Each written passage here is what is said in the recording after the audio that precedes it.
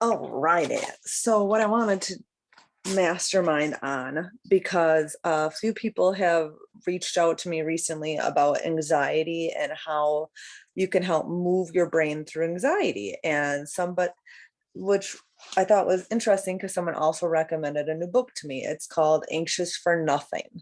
And in here, there is like quotes, there's tips, it's a story, and it talks about how anxiety has been peaked, and then there's Bible verses in here, so if that's something you're into, it's fun.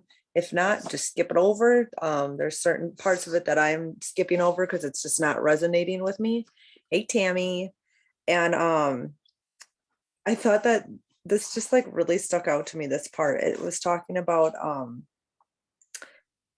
fear results in fight or flight. Anxiety creates doom and gloom. Fear is the pulse that pounds you when you see collided rattlesnake in your front yard. Anxiety is the voice that tells you never ever for the rest of your life are you going to walk barefoot through the grass because there might be a snake out there.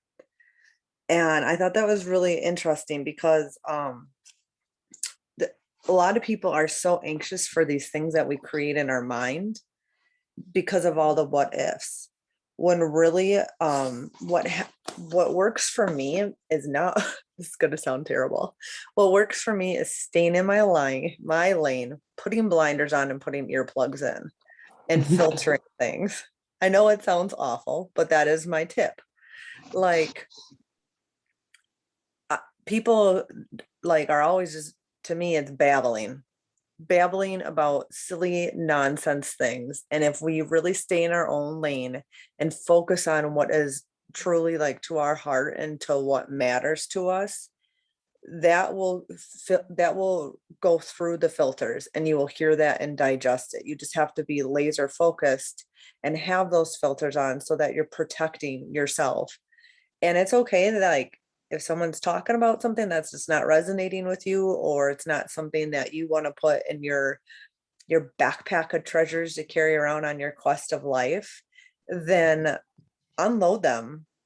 Stop and unload them, write them down and rip them up, or change your thought process on it, or you know get up and do some squats and things like that. And it's funny because um my office partner, I like to call her that because she's, I don't know, we really connect on a lot of things. We were talking about yesterday a lot of things that make us anxious because we're both really calm people, and people say to us all the time, you two are so calm and positive. And then like when we talk about things, we both worry about the same things. So it's kind of cool that we're in alignment, but we can move through those and unload them. Like you can pick an appropriate time to feel anxious and work through those and move through those with safe people that have your best interest in mind. Mhm. Don't unload them and talk about them with negative Nancy's. Oh, I don't like that name because we know a Nancy. I'm not going to use that name. A negative rattlesnake. We'll just say that instead. Like just be careful. I think that's a good name because if you talk with someone that isn't hearing you out, they're going to rattle you. They're going to rattle your thought process. They're going to rattle your beliefs and make you even more anxious when you're done. So you're just talking about it Mhm. for no reason, compared to if you talk about it with a safe person that you can reflect on and move through it.